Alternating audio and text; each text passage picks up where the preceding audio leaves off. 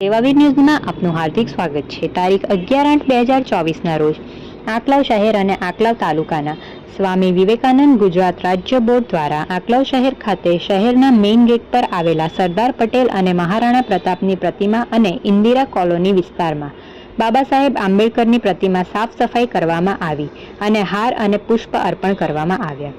આ કાર્યક્રમમાં આણંદ જિલ્લાના સ્વામી વિવેકાનંદ ગુજરાત રાજ્ય યુવા બોર્ડના સંયોજક શ્રી મેહુલભાઈ ભાવસાર અને આંકલાવ શહેર સંગઠનના મહામંત્રી શ્રી વિશાલભાઈ પટેલ અને સંગઠન મંત્રી શ્રી સંજયભાઈ પટેલ, યુવા મોરચાના પ્રમુખ શ્રી મિહિરભાઈ શાહ,